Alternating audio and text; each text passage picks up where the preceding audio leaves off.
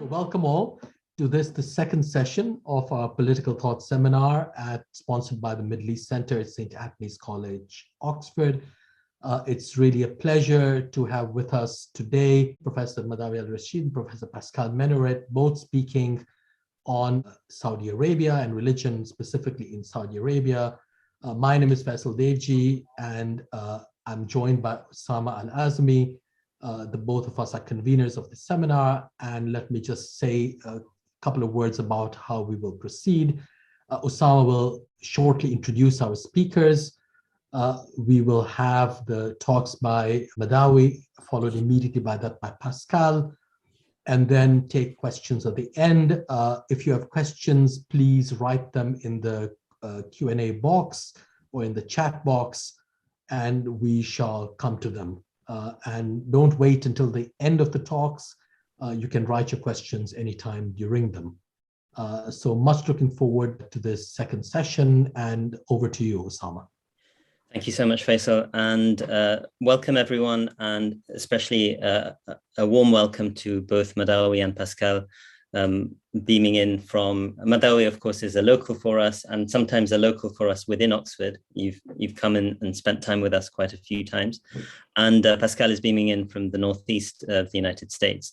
I'm going to briefly introduce Madawi, and then, inshallah, Madawi, you can take 20 minutes or so for your lecture. As you've requested, I will give you a heads up when your time is running out. And then I will briefly introduce Pascal and take things from there. According to the same format, as Faisal has highlighted, please do put in your questions early, just so that we're able to capture them within the Q&A period. So that means while we're going midstream. So Madawi is no stranger to us at the Middle East Center. She's a visiting professor at the London School of Economics at their Middle East Center. And she has spent a long career, a very prolific career, working at institutions around the world, including the National University of Singapore, at King's College for a period of, I want to say, about 20 years. You were a professor of anthropology of religion. And also recently, well, relatively recently, you became a fellow of the British Academy, among a whole litany of awards and prizes. Also a very prolific author. Your most recent book, Madawi's most recent book, is The Sun King, Reform and Repression in Saudi Arabia, published in 2020 with Hurston OUP.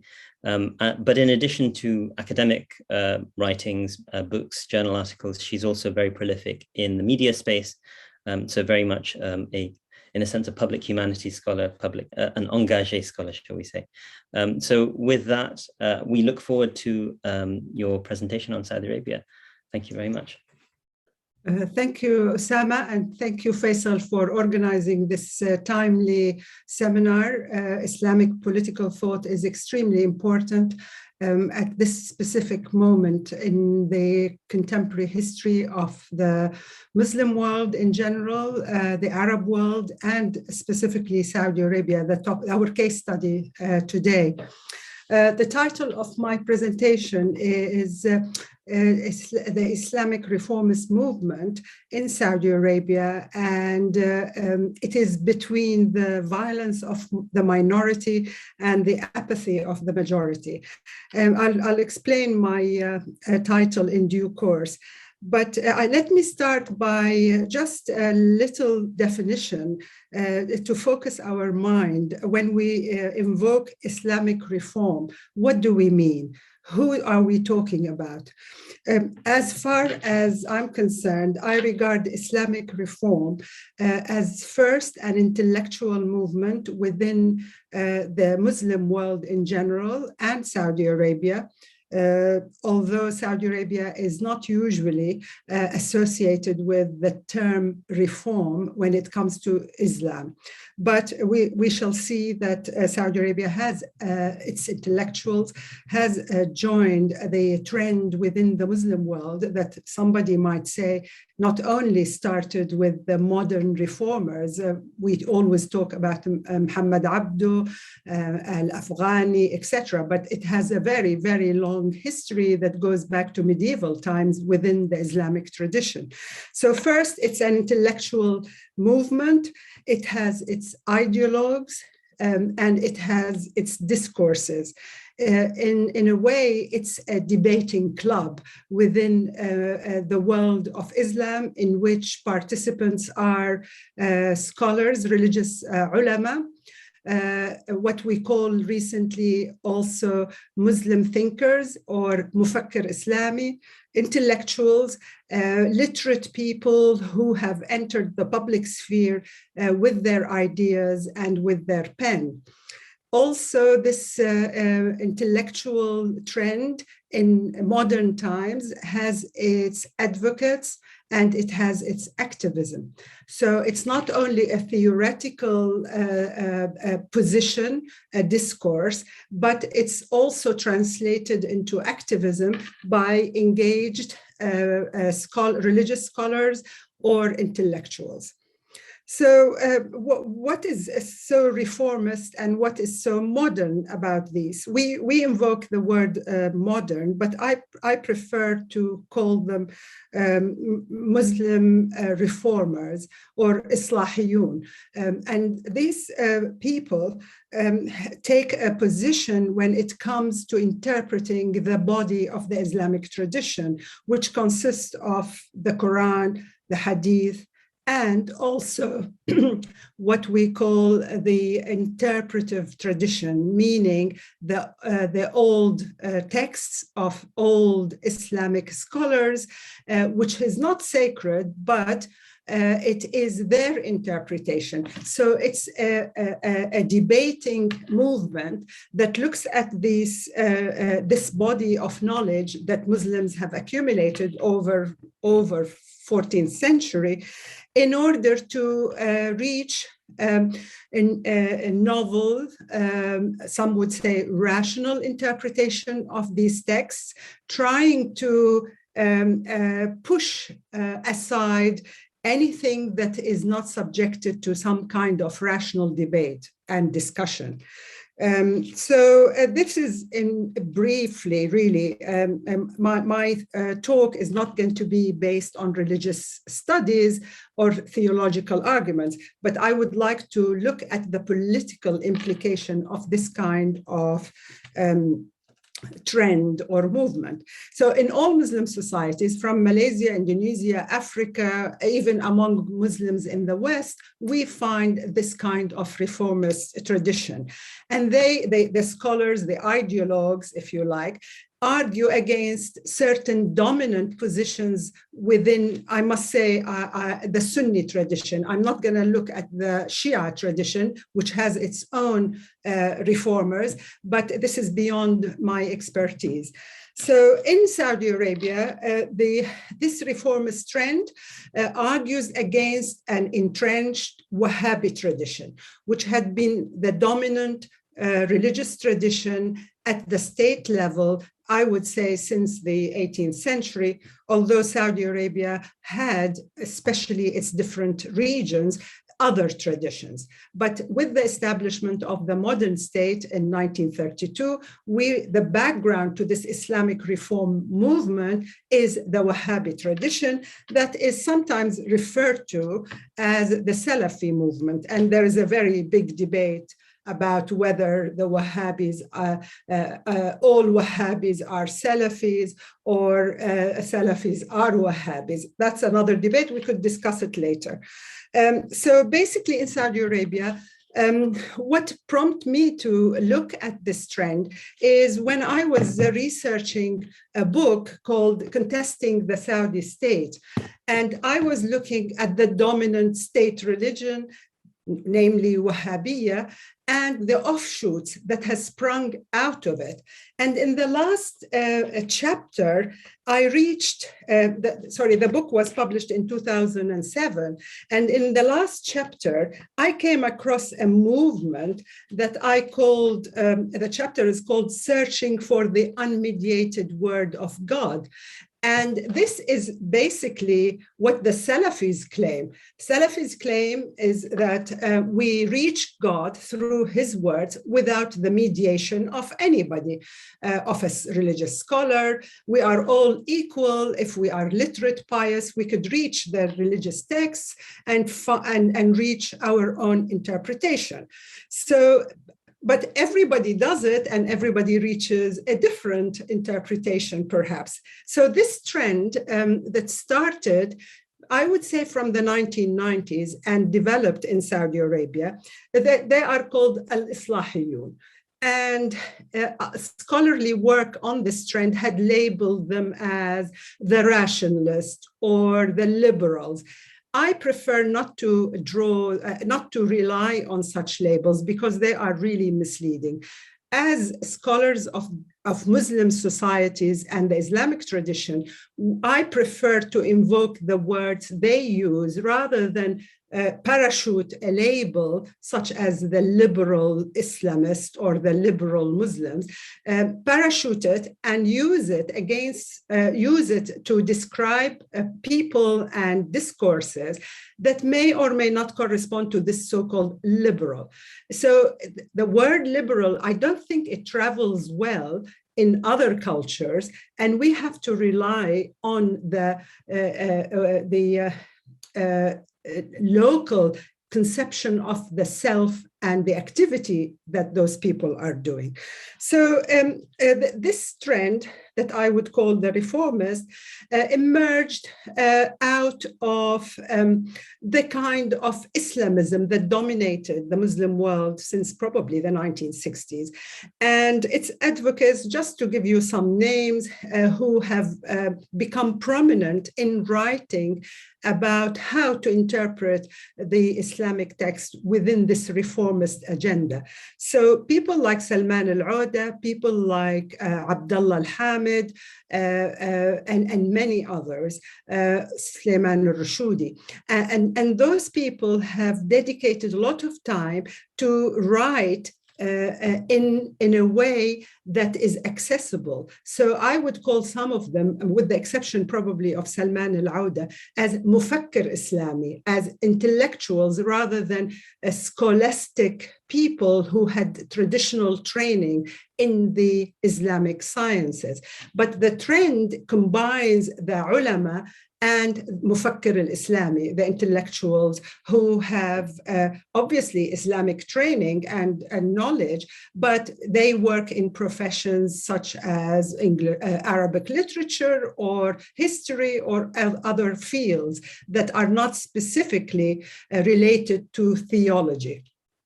So this trend had emerged in 2008, and it had been under pressure since then. In fact, I don't want to jump the stages, but let me give you a glimpse of the concepts they deal with. So as they are working against a state Wahhabiyya, the state Wahhabiyya, in terms of politics, the official language of religion of Wahhabiyya insisted on certain concepts. One of them is the total obedience to Wali al-Amr, that is, total obedience to the rightful ruler of the Muslim community, whoever he is. And those official scholastic religious interpretations have a history within Sunni Islam in terms of forbidding rebellion against the ruler. And it goes back to al-Ghazali, it goes back to al-Mawardi, etc., etc. And they insist that whoever is the ruler must be obeyed. And there are conditions that justify the rebellion. And for them, rebellion is extended to include or encompass all sorts of actions and words. Whereas the original Sunni rebellion was armed rebellion against the ruler because it creates fitna, chaos, discord within the Muslim community. The reformers, I consulted their work and books. They argue that this obedience is limiting because it justifies the rule by conquest.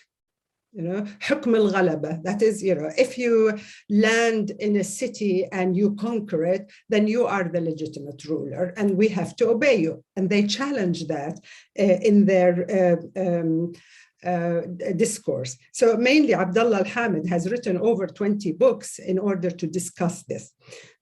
So rebellion for the Saudi state and its ulama means that a tweet against the policies of the regime, or even in the 90s, a fax sent to government bureaucracy criticizing the policies of the state. A poem can be rebellion in their rulings. And the Mufti of Saudi Arabia, Abdulaziz al-Sheikh, epitomizes this position because, for example, Twitter was outlawed because it involves dissent and people are using it to criticize the king. So that's another concept is al-Ummah. Al-Ummah is the Muslim community of believers, etc. And it comes in different shades. So for the reformer, especially Abdullah al-Hamid, al-Ummah is wali al-amr, which means that al-Ummah has as a body the capacity to rule itself through the election of its representative. And this is pretty revolutionary in Saudi Arabia because the Ummah in Saudi Arabia is only supposed to give the oath of allegiance when requested, the bay'ah. And so the people would come to offer the king al-bay'ah, the oath of allegiance, and there are no elections or no representative of the Ummah. The only representatives are the appointed Majlis al-Shura, which is the council, the consultative council that the king appoints its member. According to the official Wahhabiyya, those qualify as Ahl al-Hal wal-Aqd, people who have the notables, but the notables are actually appointed by the king. They have not emerged through a natural progression. Then there is the concept of Hisba, which is the forbidding evil and commanding right. So they as the Saudi government outlaws the demonstration or civil resistance, civil disobedience, from the perspective of the reformer, al-Hisba is the community, the Ummah, being on guard to watch state and society relation. It is not simply a fleet of mutawwa, of religious vigilante who roam the streets in order to discipline and punish transgression. It is to look at how this relationship between state and society functions in an equitable way. And just finally, the concept of jihad, which is prominent, and there are thousands of books have been written on it. Abdullah al-Hamid introduces something called civil jihad, al-Jihad al-Madani. So he argues that, yes, of course, there is defensive jihad. When a Muslim country is invaded, it's incumbent on all Muslim able men to join. But there is another civil jihad, a Madani jihad, that allows you to struggle for the betterment of your society and your governance. So this trend has faced in Saudi Arabia the violence of the jihadis because they saw it as a threat to their discourse. At the same time, the government, the monarchy had seen this as the ultimate challenge to its so-called Islamic state. because it's a discourse that comes out of the Islamic tradition, try to fuse it with human and civil and political rights in order to create a better political system. So, and finally, there is the apathy of Saudis in general, who for centuries had been sort of given up on religion, producing liberation theology. The only sort of, in inverted comma, liberation theology that existed was the violent path of the jihadis. And because of this, the turmoil that had happened since the 1979, quite a lot of Saudis had probably abandoned faith in any kind of emancipation within the religious tradition.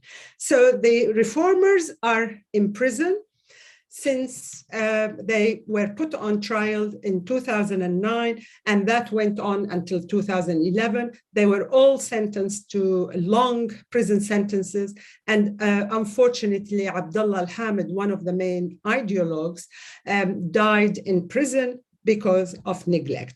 So what is the future? Are we going to see a revival or a continuation of this trend? I think the demise, the rise and demise of this reformist trend is not final, especially it's sort of the repression. And we know that within the Islamic tradition, there is probably an innate ability to rejuvenate discourse, to debate. There is no way that any Muslim community would accept that the gates of ijtihad, of reasoning, are closed. And because of that characteristic within Islam, we are going to see a revival. When and how, I don't know. However, just a final warning, that when a repressive state like the Saudi state represses this nascent reformist tradition, it actually creates a void in society, both intellectual, ideological, etc. And what we have seen recently is the new sort of shedding the Islamic tradition, pushing it away apart from the state-sanctioned one. And we are having a void at the moment in Saudi Arabia that can be filled again by the cycle of violence. So I'll stop here, and sorry, Usaama, for going on a bit. I apologize. I actually gave you an early warning than I was supposed to. So you have actually concluded exactly on time, and I very much appreciate that. And apologies if my sort of comments disturbed you at all. No, not at all. Thank you. A fascinating lecture, and I mean, reminiscent. It reminded me of your fantastic book, Muted Modernists, where you discuss this, this constellation of scholars and thinkers. I was also reminded of the somewhat slightly tragic and poignant article that you had in the book on sectarianization with Hashmi, and I forget, Postel, where you basically talk about the difficulty in a place like Saudi Arabia of actually actualizing any change. But perhaps we can explore that further in the Q&A. So thank you so much for an eye-opening reflection that covered a number of your works. Now we'll shift to Pascal Menoret, who is at Brandeis University. He is the René and Lester Crown Professor of Modern Middle Eastern Studies.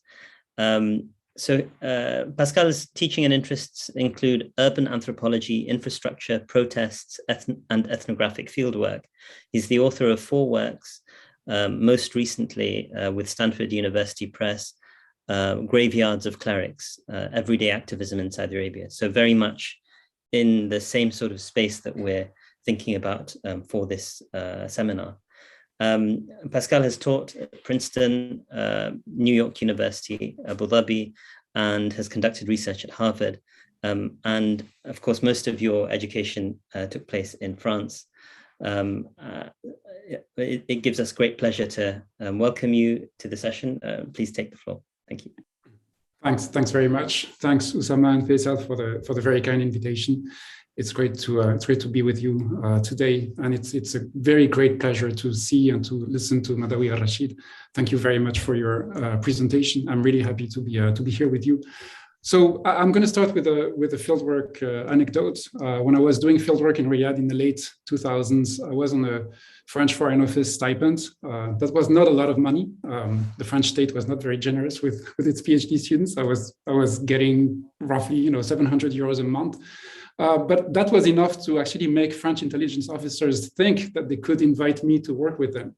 And so one night, the second counselor of the French embassy invited me for dinner. And usually the second counselor is the intelligence guy, right, in French embassies.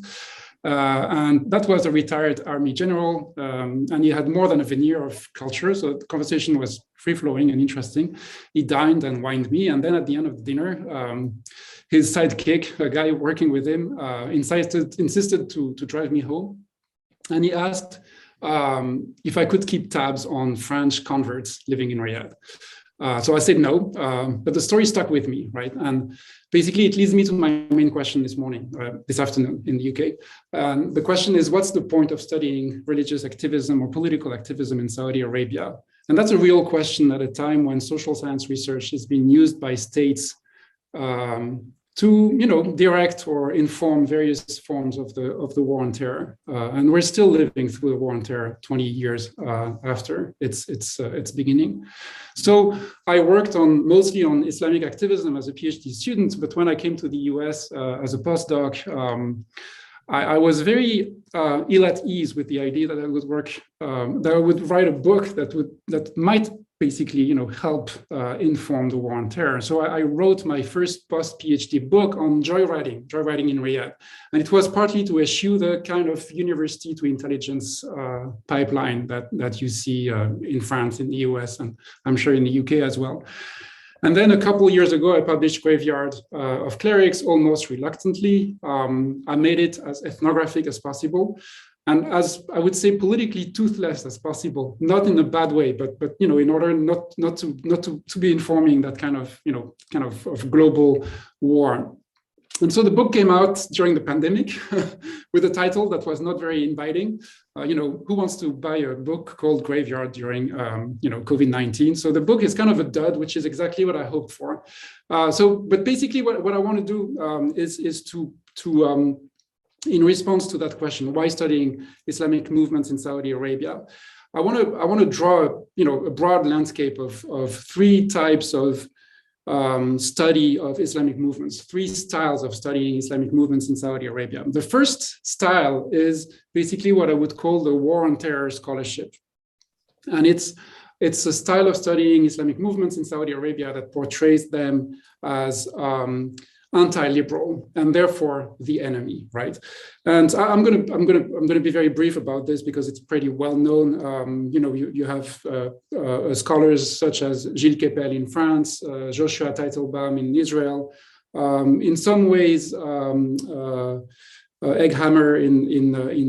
in Norway have been examples of this trend, right? I mean, and the idea here is to study the most egregiously violent Islamic activists and to foreground the study of texts and political theology and to turn that scholarship into an instrument of war. This is pretty mainstream and I don't need to spend much time discussing it. The second style of studying Islamic movements and reform movements in Saudi Arabia has been what I would call the democratization scholarship.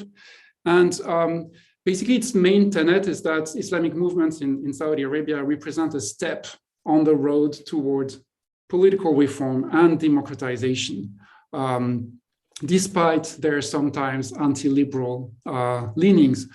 And so the idea here is to say that through Islamic activism, larger shares of the population have gotten access to the public space, and in particular to political spaces, right, including the political sphere. So, I mean, in this trend, you find the,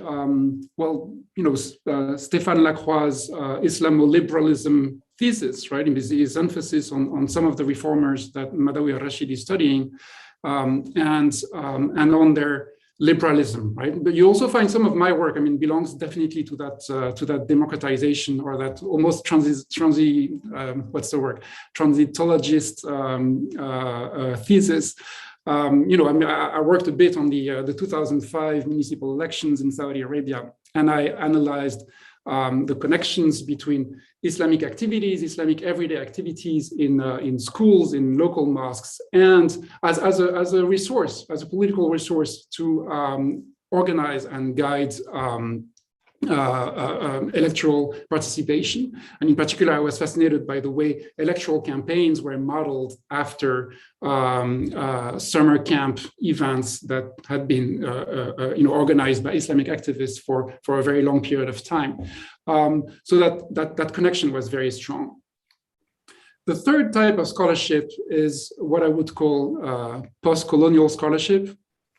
And here, you know, you could call it the Talal Assad school in some sort of way. And it basically says that position 1 and position 2, so the jihadologists and then the transitologists, are basically still Eurocentric, right? They take Western liberalism as their point of reference. And I think here Madawi's work really belongs to that. I mean, some of Madawi's work belongs to that third orientation, and I'm also trying to work more toward that third orientation myself in my work. So basically, it is to say that jihadologists and transitologists are still taking Western liberalism as their point of reference, and here, the idea is to read Saudi activism, Saudi Islamic reformism in its own terms, right? And it's realizing that, like the jihadologists, most reformers in Saudi Arabia are not liberal. And here, I totally agree with the way Madawi just presented their thought. But like the transitologists, it's also, in a way, it's a way to say that it's not because they're not liberal that this is necessarily a bad thing for political perspectives and for the political future of Saudi Arabia. And here, you know, the reference to Talal Assad comes with that short piece that he wrote, I think back in the early 1990s, and it's called "The Limits of Religious Criticism in the Middle East." It's a fascinating piece. It's a 30, 40 pages piece, which is based on a comparison between Immanuel Kant and Said bin Zayir, who is one of the pioneers of Islamic reformism in Saudi Arabia, and also one of the veterans of political prisons in the country. He's been imprisoned for the longest period of time.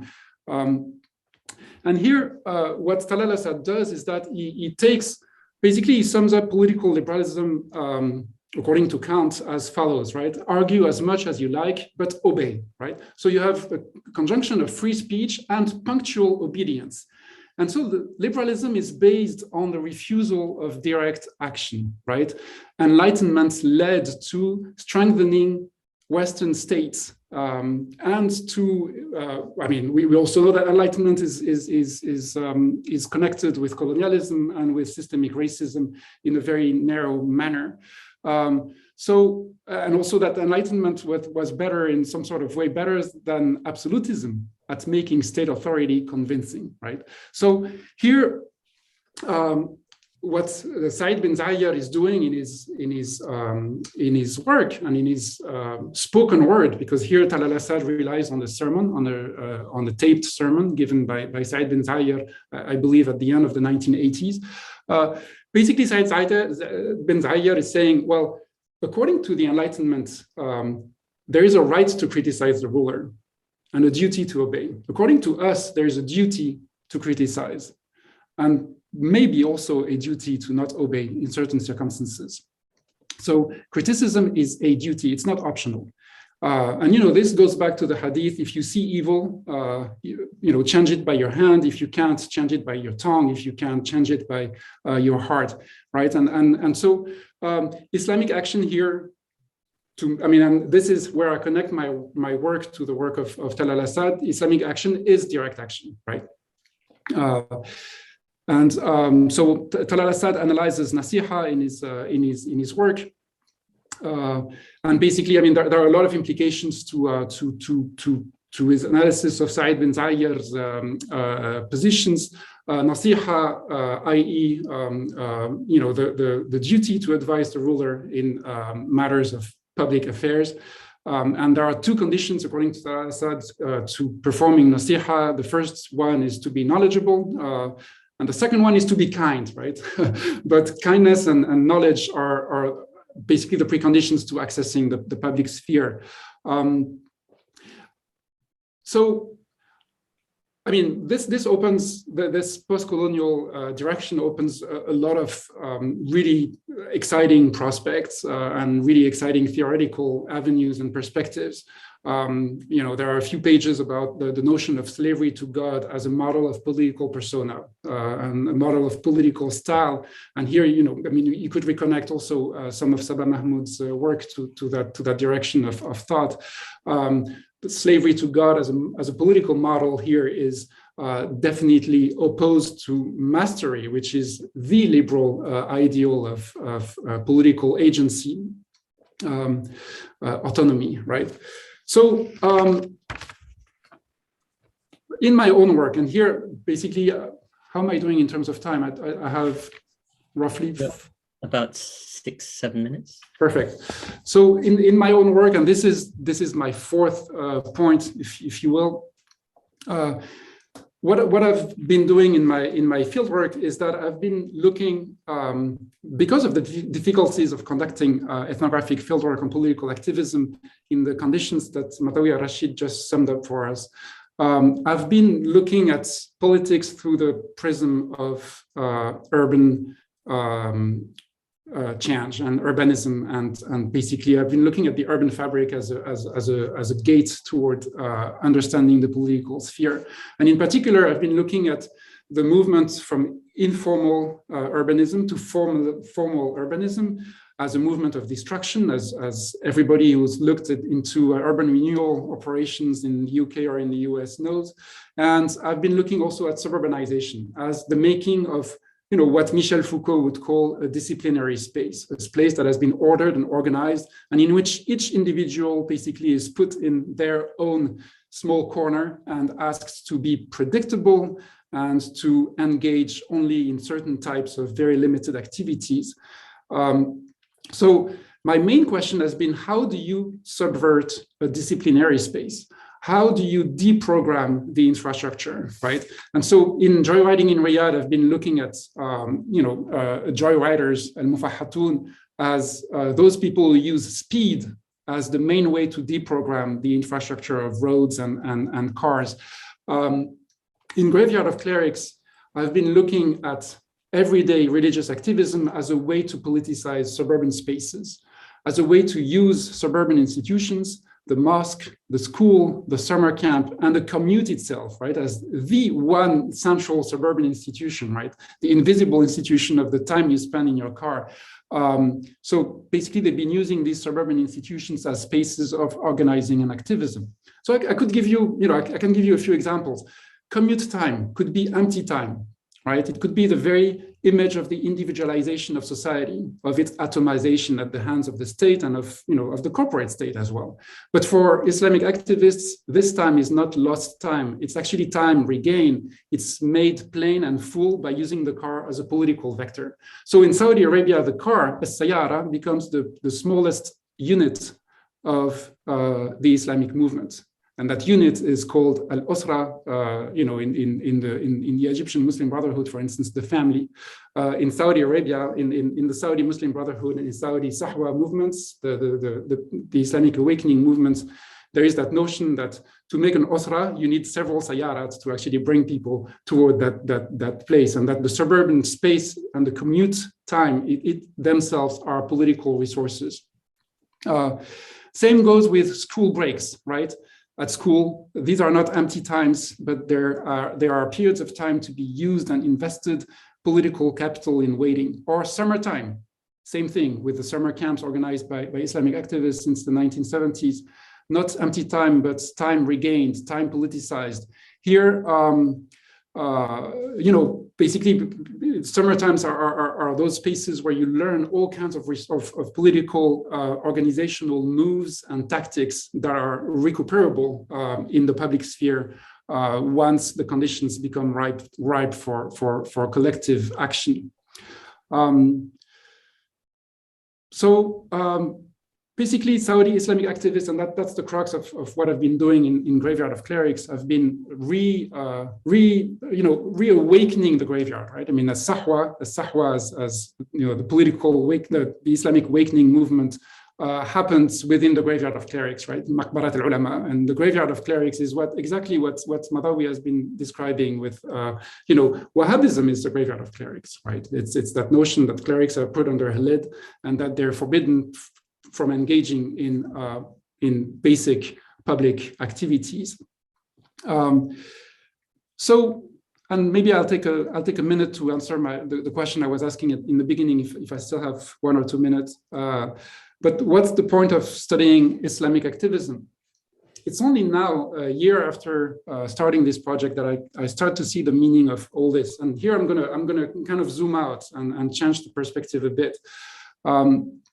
I believe that Saudi political and religious activists bring some responses to a very pressing question. And the question is, how can we imagine life in the ruins of petrocapitalism and of racial capitalism, in the ruins created by the domination of oil over the Saudi environment, the Saudi political environment, the Saudi natural environment, in the ruins created, for instance, by Saudi bulldozers in Riyadh and Jeddah. I mean, parts of Jeddah are being demolished as we speak, following the logics of urban renewal that I've analyzed in some of my work, or in the ruins created by the Saudi army in Yemen, right? Same dynamics, the politics of the void, right? So the global economic system is based on the fiction of infinite growth, which is itself predicated on the fiction of a cheap supply of fossil fuels. And so looking at the Anthropocene and looking at Saudi Arabia it's actually very easy to be totally pessimistic, right? And to read in oil the collapse of ecosystems and of the global financial systems. And so the angle I'm looking at Saudi activism from is basically to say that the fossil apocalypse is not a future event, right? It's already happened in Saudi Arabia. How did Saudis survive it? What can we learn from Saudi activists? There are too many accounts of Anthropocene as impending death.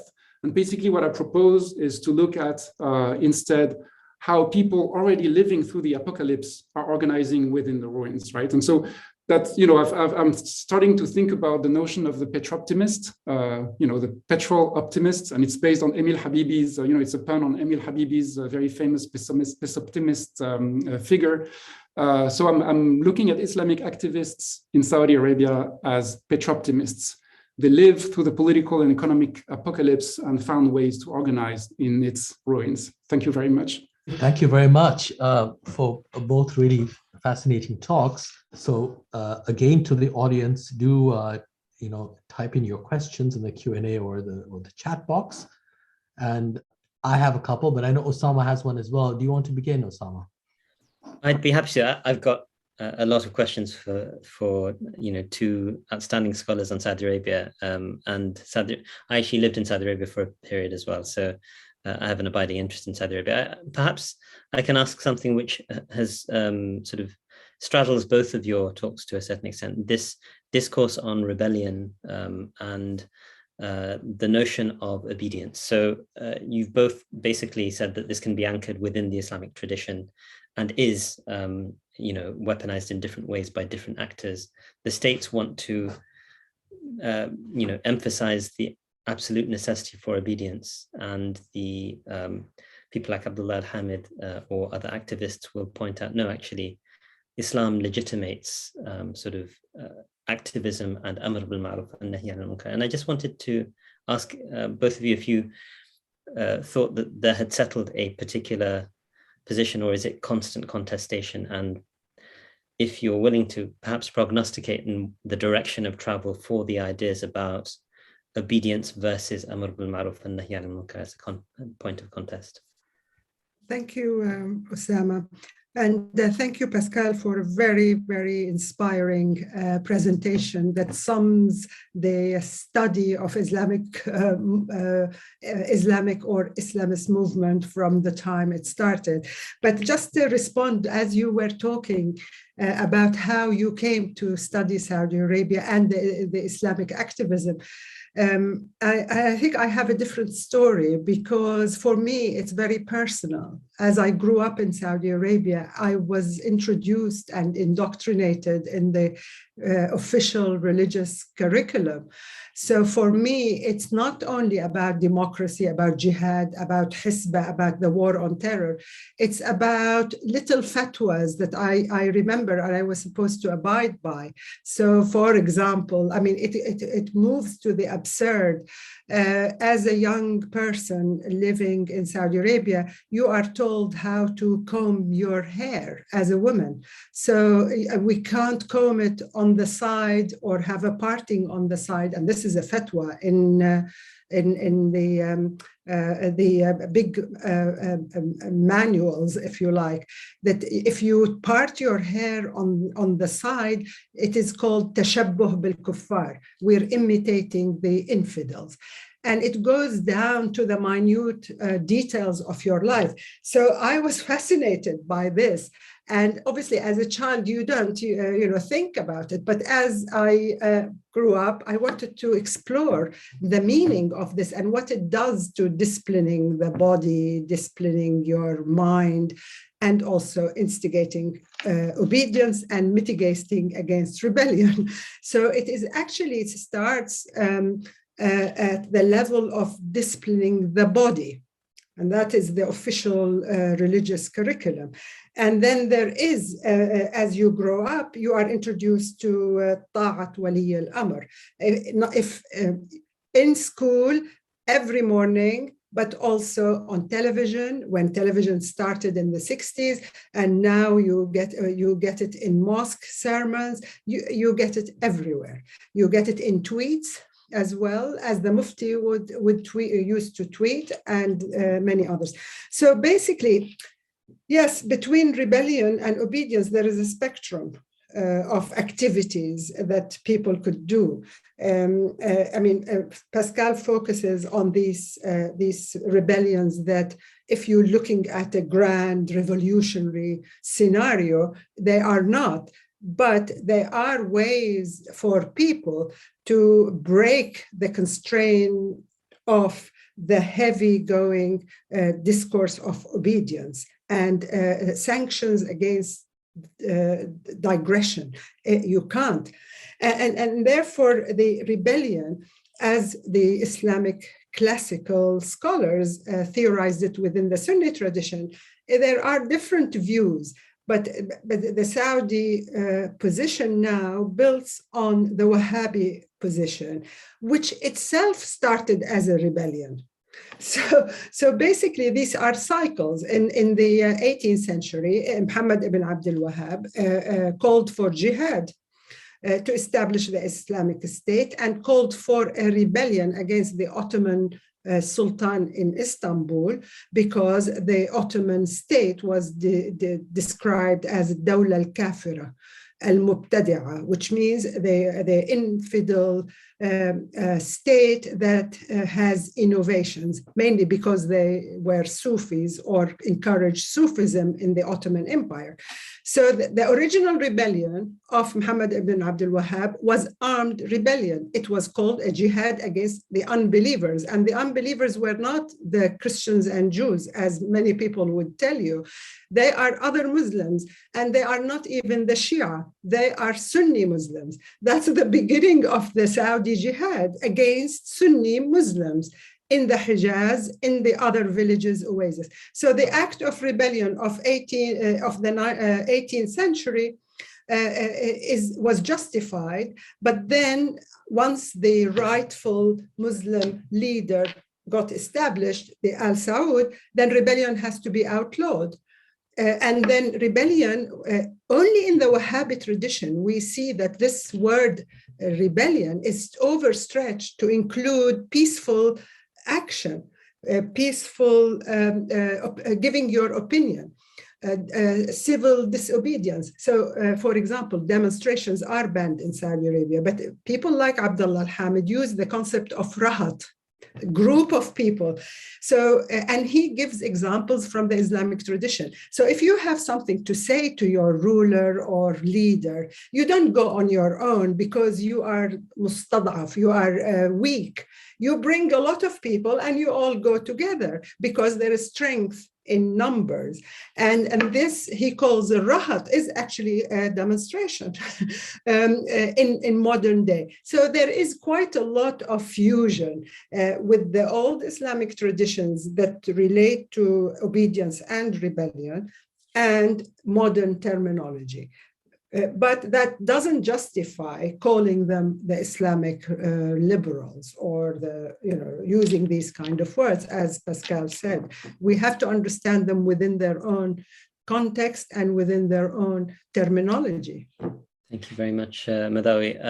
Pascal, I had the same sort of question for you, but I don't know if you would like to add to that. I think we should move on to more questions. I guess. Okay, that's fine. So I have to the audience, do either raise your hand or write your question. We have one. I have a couple for both Madawi and Pascal, but let me begin with you, Pascal, which is this what you cite from Talal al-Assad. It's fascinating because if one were to put the argument in another way, it would be anti-liberal insofar as this is a vision of criticism or what you want to call it that's not based on rights but on duties, that you have absolute duty to criticize rather than simply the freedom to criticize. And as you were speaking, I was reminded of some of the work I'm doing on Gandhi, where obviously very different kind of context and thought, but nevertheless there too you have a kind of deliberate critique of rights language and linked to freedoms, that you have the freedom to do something but you don't have to do it, and a resort to the language of duty, where you are actually impelled to do something, you must do something, and that's what makes it a moral act. As opposed to simply being free to do something. And I was just wondering whether it's clearly non-liberal in that sense, but whether there's any engagement at all with the opposite.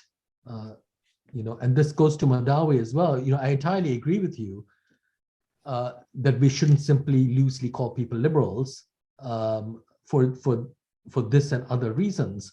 But it struck me that the departure that that the intellectuals you're looking at represent is actually quite startling, because if you go even to the 19th century and sort of Muslim reformists of the 19th century, they're constantly engaging with liberal and other European categories, notions, ideas, narratives.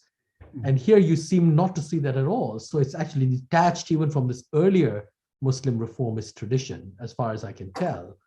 And I just wondered whether, surely it must be a deliberate choice. They must know some of this tradition, reformist and liberal. And why do you think that is, and what's going on? Is it a direct invocation of or derivation from the kind of Wahhabi vision that they come out of and against which they speak? Is there seems to have been a decision not to actually draw upon this by now vast corpus of reformist themes and narratives and terms and categories, which would actually make these figures much more easily understood, not just by the West, but by other kinds of Muslim movements. So it's the deliberation of that refusal that I find fascinating. And for Pascal, again, just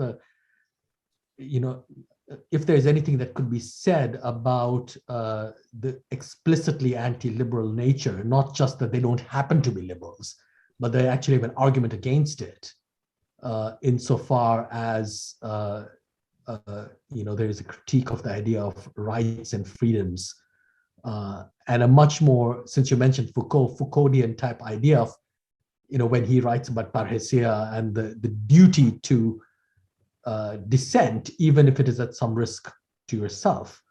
And that you see is true of figures like Gandhi as well. So there's an alternative tradition which is clearly in some ways egalitarian and clearly rebellious, but it doesn't go down the liberal road.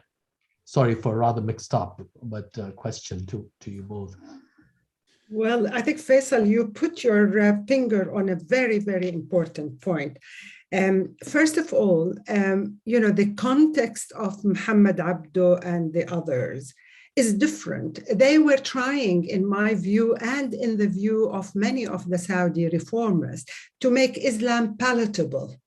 Also, they were palatable to a West that was aggressive, that was occupying Muhammad Abdo and the British, And so instead of saying, yes, we are going to be all liberal like you, we have some kind of Islam that can be adapted to your liberalism. This context of Saudi Arabia in the late 20th century is completely different.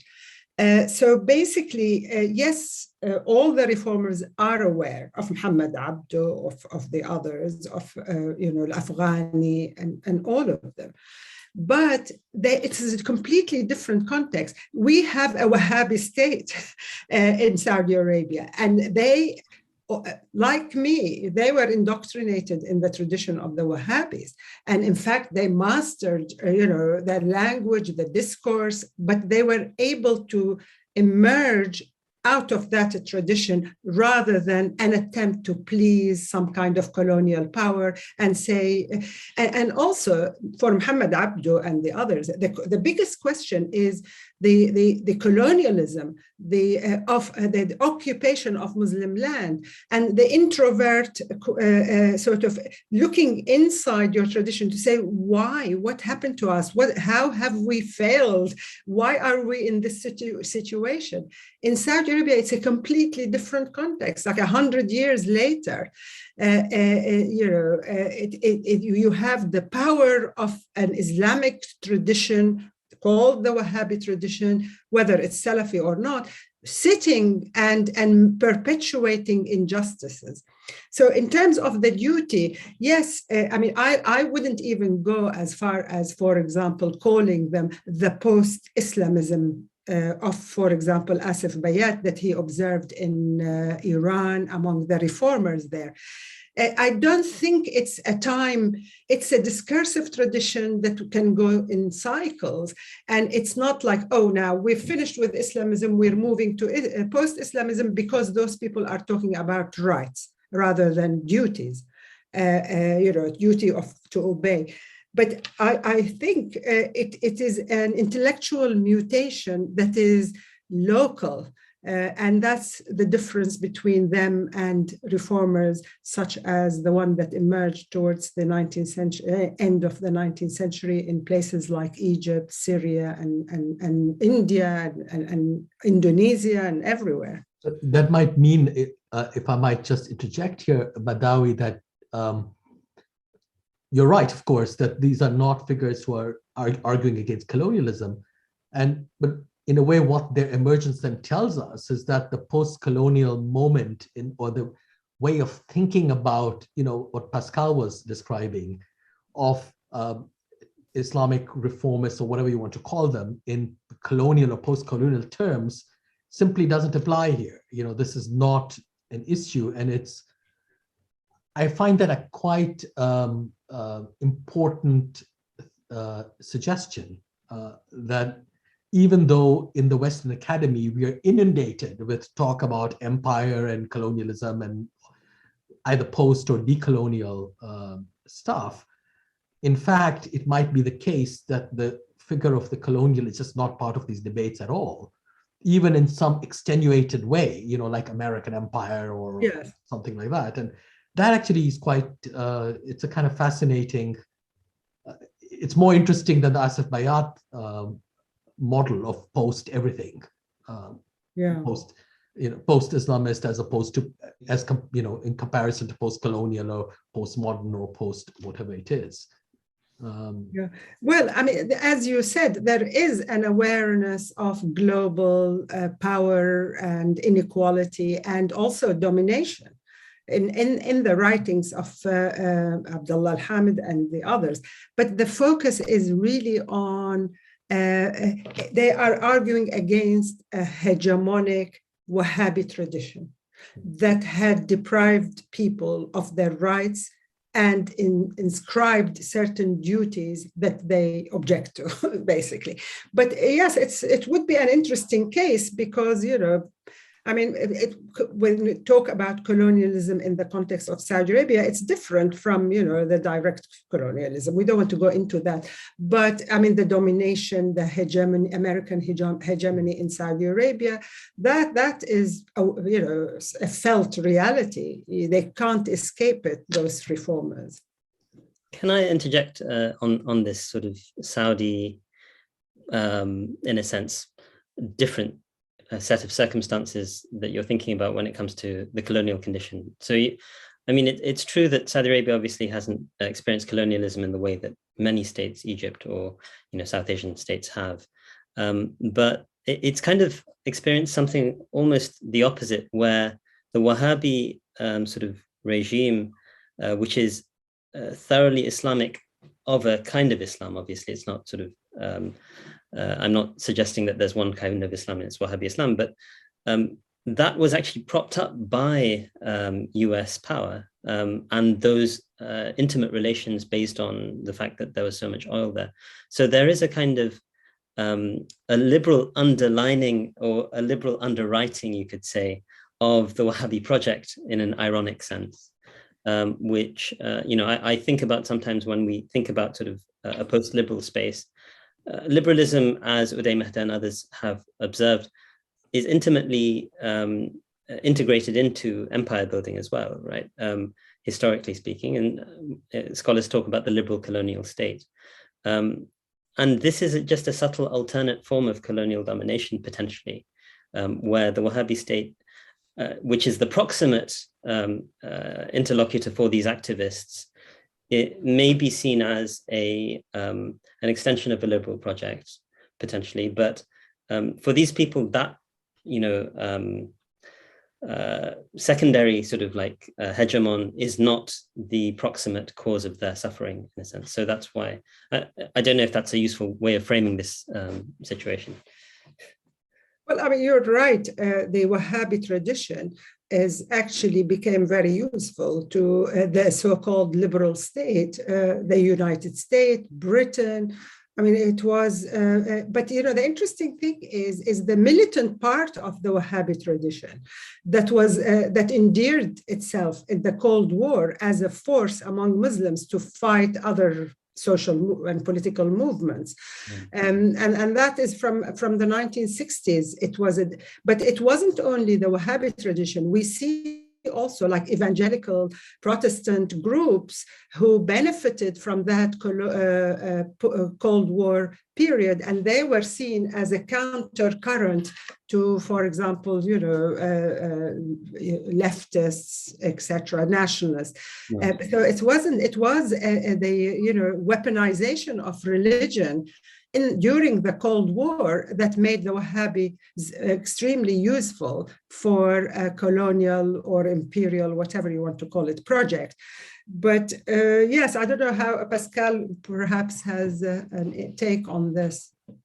Yes, you know, I'm reminded of some of your work, Madawi, on the separation of religion and state in Saudi Arabia. And I was going to say, you know, Wahhabism in a way is co-terminus to liberalism, in the sense that it lends itself to that sort of separation, right, and to the division of labor between the princes and those ulama who have subjected themselves to the palace, and we've seen that. You know, that separation, like taking different shades since like roughly the 1950s, and you know, at the time when Mohammed bin Ibrahim was Grand Mufti of Saudi Arabia, so until like 1969, it definitely took a different kind of coloration than after Mohammed bin Ibrahim's death. during Mohammed bin Ibrahim's time, it was more like a separation, strict separation, and then after that, it became more a subjugation of the religious sphere to the political sphere. And then I would say, after the Gulf War in 1990, it became a kind of more direct repression, right? I mean, the religious sphere became under attack in several very direct ways. So in that sense, Wahhabism to me is I'm not saying it's a form of liberalism. I'm saying it's coterminous to liberalism. It lends itself to the kind of division of labor and of roles that liberalism entails. But to come back to Faisal's question about rights and duty, I think that's from my perspective, as an outsider, as somebody who came to Saudi Arabia by chance, right? So and who was absolutely willing to. I mean, I had been studying Arabic for a very long time. I come from Marseille, which growing up was a bilingual city, is still in many ways a bilingual city. And I really wanted to speak the other language and to understand the other language of the city. So, I come from that deep curiosity and commitment to be involved in all things Arab and Islamic. But I came to Saudi Arabia by chance, right? It could have been elsewhere. But what I take away from my study of Islamic activism in Saudi Arabia is really a set of very radical and very interesting, very intriguing ideas. I mean, the notion that there would be a duty to engage in political affairs is something that is absolutely radical, right? Radical because of its implications for everyday life. I mean, if we think of what would the duty to vote mean in such a place as the United States, for instance, I mean, that would be a sea change, right, in politics. Of course, the United States, especially right now, is deeply involved in doing the opposite, right, and restricting the right to vote. But it's also radical theoretically, right? Not only in everyday politics. This idea that basically it entails the idea that autonomy is no longer the crux of political self-definition, right, or self-fashioning. It's heteronomy, right? You take your orders from somewhere else, right? So you no longer base your persona, your political persona, on that notion of self-mastery, right? Which is definitely, I mean, since the age of the Enlightenment, based on the idea that you're a master and not a slave, right? So it's based on basically the deep connection between the Enlightenment and slavery as a global institution, and in that sense, liberalism is absolutely problematic, right? So that the notion of the heteronomy should be at the crux of political life is absolutely fascinating. Does it mean that we are dealing with a reactionary thought? I don't think so, and that's another another facet of that fascination I have for these movements and for their theories. Basically, what comes first for Islamic activists in Saudi Arabia is never the state, right? And that's in that sense, it's not conservatism or reactionary, action. What comes first is the inviolability of the body. It's the sacredness of the private sphere, and the state comes second after that, right? I mean, the Enlightenment, again, was a way. I mean, Tocqueville has very convincing pages about that. The Enlightenment was a way to make the absolute state even more absolute than it was before the French Revolution, right? Because what's more absolute than the idea that you yourself, as a self-mastering individual, are actually participating in the making of the state, right? So, in that sense, Islamic activists in Saudi Arabia come from a very different ground. I mean, there are many other topics. The notion of the post-colonial, I might have a slightly different perspective on this. I mean, again, and I could quote you, Madawi, in your work, right? I mean, you basically in your history of Saudi Arabia, I mean, back in 2002, was it?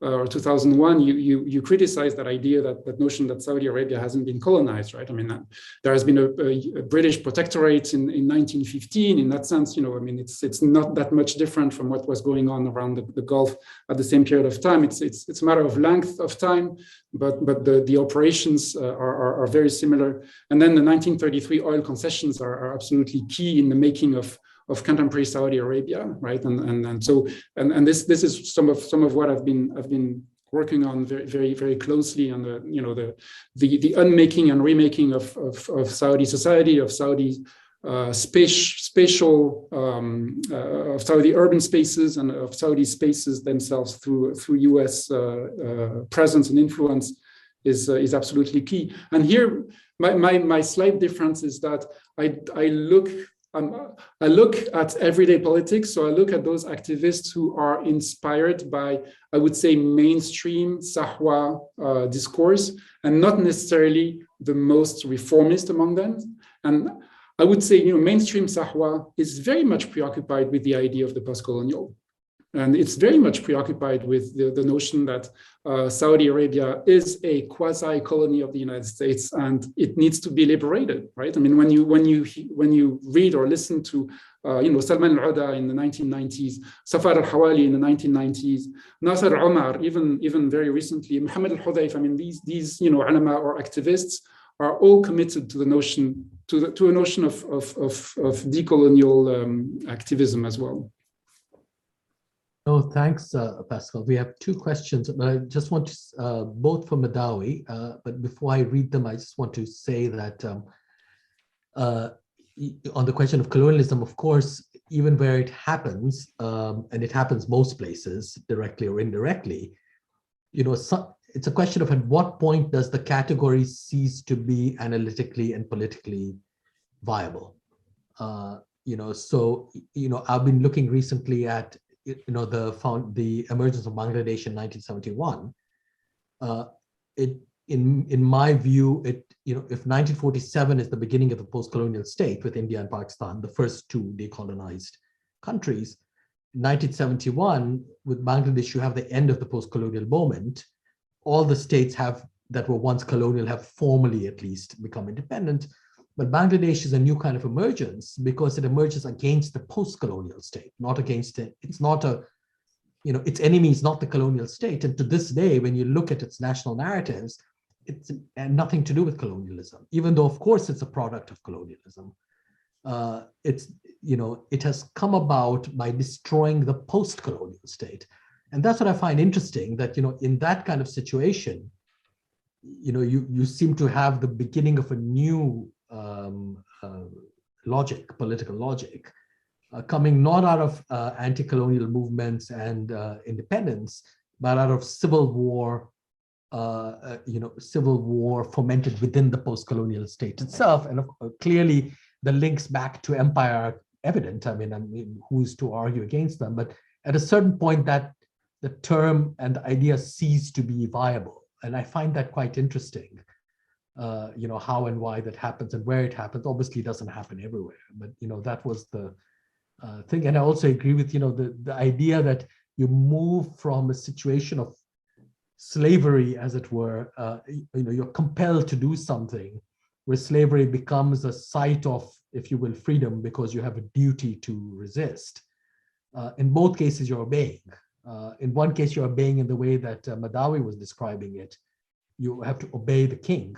Or it's drilled into you. In the other case, you're still obeying, but you're obeying something else, yourself or God, or whatever. So it's interesting that you still have the language of obedience that structures both these forms, but very differently conceived. But let me go to the just a little comment, Pascal.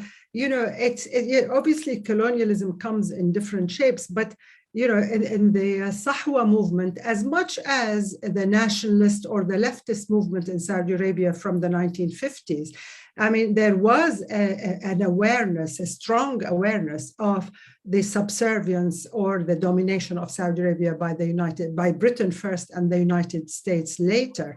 And for example, if you look at the work of a Kuwaiti now, Hakim al-Mtayri, he calls them al-Dawla al-Wadifiyya, like the states, the Gulf states, as states to perform a certain function in the service of bigger powers.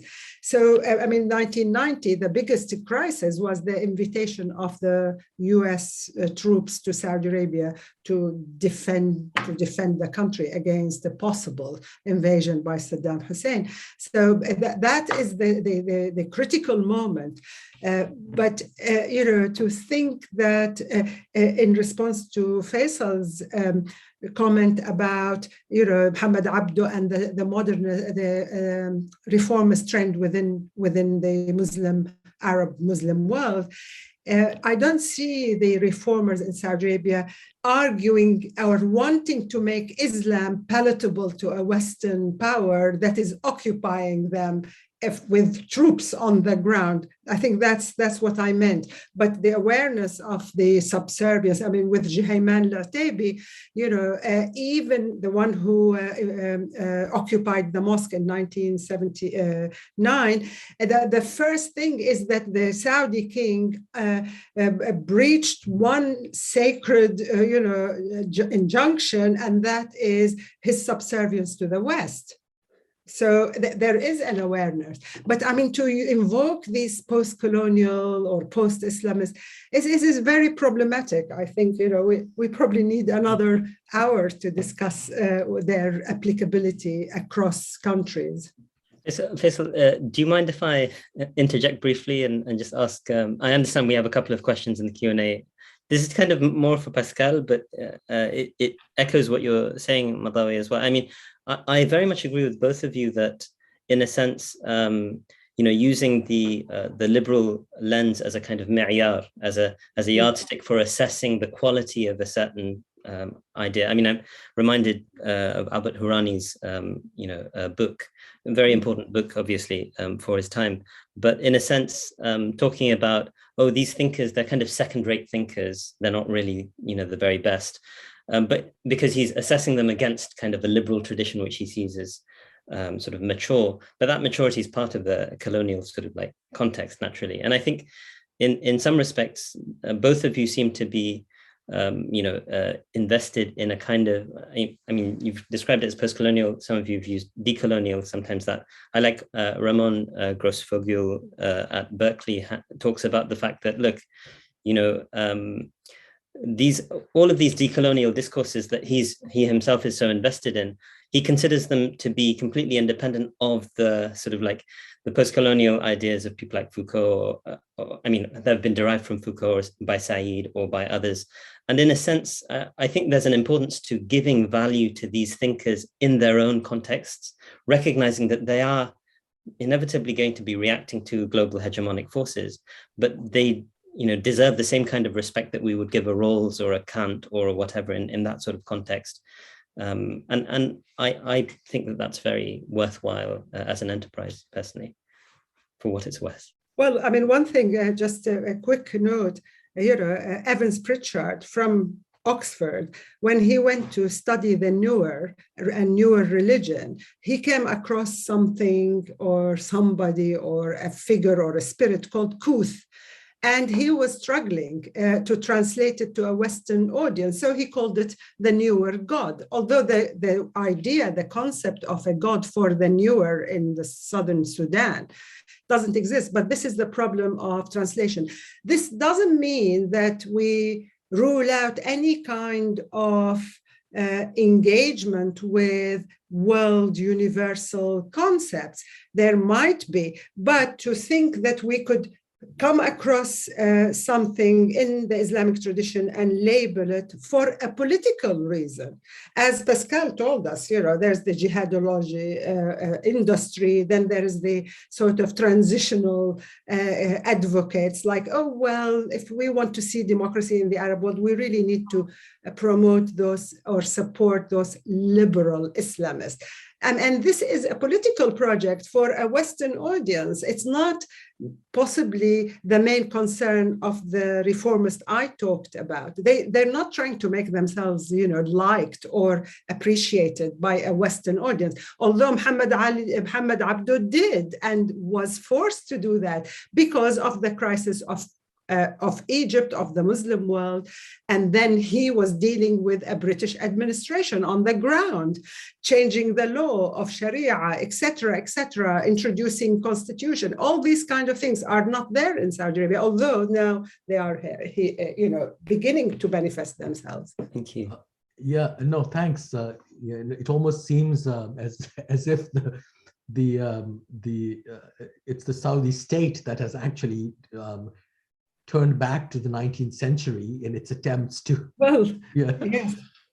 Well, especially, I mean, a question to Pascal: how does he see the changes that had taken place in the last 6 or 7 years affecting the activism of the Islamist movement? Because you're very close in understanding and engaging with them. And I remember reading your book, and I got to the last chapter, and I was thinking, oh, so what's happening now? So maybe now is the time to tell us. Well, I mean, what's happening now is not these are not happy times, right? I think, I mean, there are many things to say about the post 2015, 2016 moment. One of them is that Mohammed bin Salman is definitely taking some of his lessons from an Islamic book, and that book is the book of the Muslim Brothers using leisure as a way to organize youth, right? And so by foregrounding leisure as one of the I mean, leisure has been a political object in Saudi Arabia since the 1970s. I mean, there was a general presidency for, what was it? Riyasat al-Amma li Madawi, you remember that? For fun? Yeah, for fun, but it wasn't called fun. It was Riyasat al-Amma. Anyway, it's going to come back. It's the General Presidency of Youth, I think. That's the Ri'ayat al-Shabab for the I was going to say the domestication of youth, Ri'ayat al-Shabab, for the care toward youth, right? So that dates back to the 1970s, but it was just a general presidency lost in the administration. Mohammed bin Salman has made leisure and fun one of the headers of his agenda, and that speaks to, in some sort of way, he's actually also inspired by the Muslim Brothers, right? That's a very Muslim Brother thing to do. My second remark about what's going on since 2015 is that, you just said he's going back to the 19th century, and that's there is a lot of truth to that. Mohammed bin Salman he has to. I mean, I think he or his advisors have realized the very unstable ground on which the Wahhabi movement is basically putting the state on, right? That unstable ground is exactly what you were describing, Madawi, when you were talking about obedience to and forbidding rebellion. Obedience is limited because it justifies the rule by conquest, says Abdul al-Hamid. But that's precisely the rule by conquest is precisely what the Saudi state is based on, right? So by basically limiting rebellion, the Saudi state in its Wahhabi iteration is opening the gates to rebellion, right? By limiting all sorts of political engagement, all sorts of peaceful engagement with the public sphere, it's actually leaving no other choice to activists but to take arms, right? And so I guess it's that very unstable ground that Saudi elites right now are trying to stay away from or to transform. It's very unsure to me on what book they read. I mean, they read stuff that definitely comes from here, from Boston, Massachusetts, and from Cambridge, Massachusetts.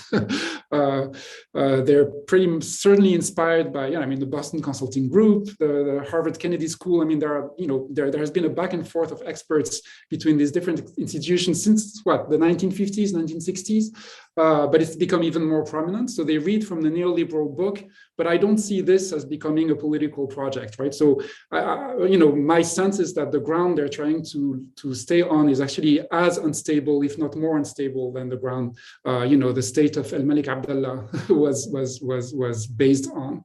And the last thing is about political repression, right? I mean, repression has been extremely intense and severe in the past 6 years. it was already present and not much publicized. I remember it finding pretty difficult to find reliable figures that were agreed upon to describe the state of political repression in my own work, right?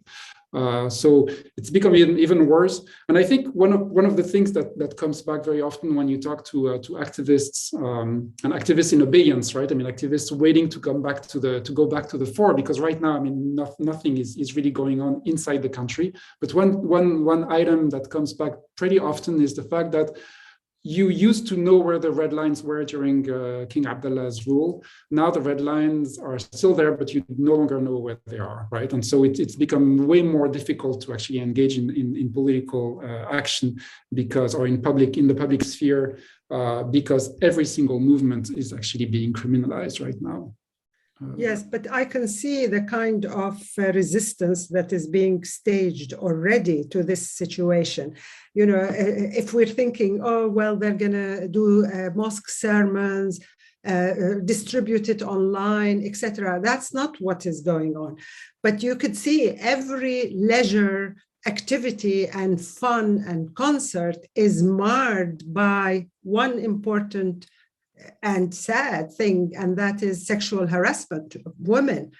Every single, it's not suddenly, the government discourse is that, oh, these youth have never seen this before, and it's the first time, and that's why. And, they are engaging in this kind of activity. And then there's the state-run press talking about Saudi youth as basically animals or criminals. But at a different level, it could be, a sabotage, sabotaging the kind of leisure, terfih that is staged.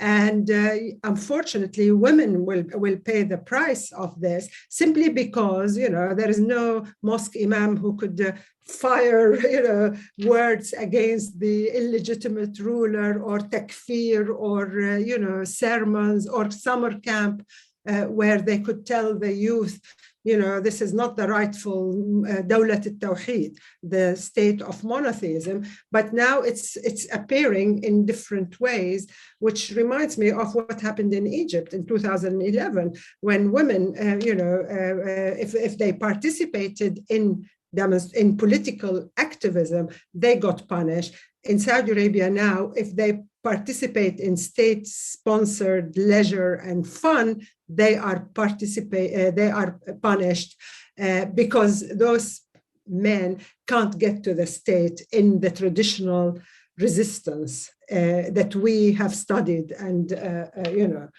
so it's a new phase that could be dangerous, and it is actually it is touching now the fabric of society rather than the intellectual, activist, political field.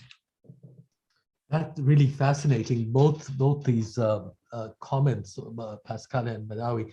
Let me go through, in the time remaining, the questions. So there are two for Madawi and then one in two parts for Pascal. So Madawi, Anis Lahbil has asked for names of famous reformist ulama. The second, an anonymous attendee, is asked about how do you see the future of the Senior Ulama Council in Saudi Arabia in relation to MBS? If the current Mufti passes away, what are the characteristics that MBS would look for in a future Mufti? And for Pascal, how can we use what we have learned with the three ideal type of studies of Islamist activism in Saudi Arabia and their relation to the state to help us think about the Anthropocene crisis you mentioned? Meaning, how do people organize in this environmental crisis and the relation to the green initiative of the state, for instance? And then again, a small addition, will the future Mufti be another typical Wahhabi, Hanafi, or something else? So two questions about the future Mufti. Madawi, do you want to begin? Yeah, I mean, names of famous reformist ulama in Saudi Arabia who are not recognized intellectuals or Islamologists. I'm not sure, where and who is being referred to, but I mean, the people that I talked about, they are not necessarily all of them are famous ulama who are trained in ifta, in issuing fatwa. So, for example, young Abdul al-Malki or Muhammad al-Abdul Karim, these are regarded as Islamic intellectuals who are not issuing fatwas, but they are writing about the texts, the Islamic text, in ways that make them fit the definition of Islamic reformers. But as I said earlier, not necessarily the religious scholars who dominate the field, but there are other voices now. And then the second question, see the future of senior ulama council in relation to MBS. I mean, it is completely like toothless, and they are meant to just issue the fatwa. And this has been going on even before MBS. You know, from the 1960s. I mean, like, for example, when King Saud was dethroned, you know, the council was forced to issue a fatwa to say that King Faisal is the legitimate king and the previous king, King Saud, should abdicate. So there's a long history of this kind of subjugation, but now they don't actually make the sound waves. There is a complete sidelining of the ulama and the council. I mean, there you get the image, the occasional image of the Mufti coming to see Mohammed bin Salman, but that's it really. It's all what Pascal described as the Boston consultancy, and basically the management consultancy groups that make the Saudi Arabia, even in the sense of designing a Saudi nation. A management consultancy firm would be given the job, you know, to construct a Saudi nation, to detach it from its previous you know, from the previous discourses on religious nationalism or pan-Islamism. Yeah, I think these are the two for me. Pascal, there is one for you. So we don't learn much from these three styles of study in terms of, you know, environmental thought, I think, and that's you know, that would be a new direction in studying activism. I mean, my way of studying activism has been to study it in its environment, in the broad sense of the word, so in its urban environment, in its spatial environment. I'm moving on toward environmental anthropology more and more, but no longer studying Saudi Arabia. I think I'm studying Yemen now, and so that's a new project. But as a response to your question, there has been a lot of work done over the past 30-40 years about Islamic tools in environmental conservation, which is absolutely fascinating. Some of it has been conducted in Saudi universities. There is that notion of al-Hima, which is the a grazing system that is embedded in Islamic tenets and is an environmental management system that is extremely effective, and that goes absolutely against the grain of the developmentalist discourse that the state has adopted very often in Saudi Arabia, which has consisted of saying, the Bedouin are culprits for the degradation of their own environment, right? If we have desertification, it's because of the Bedouin, right? Which I mean, going back to the notion of colonialism, I mean, this is definitely a colonial discourse that the Saudi state has embraced in some ways. In some other ways, the Saudi state has also, favored studies of al-Hima and of traditional ways of preserving the environment. So there are several responses to this question. It's a very multifaceted question, and I don't have much to say about the green initiatives of the state, right now. I mean, much of it sounds like greenwashing to me, and not very serious ecological thought. Yes, thanks. I mean, going back to Madawi, it's sort of the McKinsey model of Saudi nationalism. We have to close. I see suddenly we have started to get more questions, but I'm afraid we're out of time. And Usaama, do you want to? I just want to thank all of you for both of you for eye-opening insights and allowing us to interrogate you for the last hour and a half and learn so much. And I hope we can stay in touch. I personally am quite interested in your latest books. Thank you very much. Wonderful to see you all. Thank you very much for the invitation. It was a pleasure. Thanks. We hope to see you in person as we're nearby.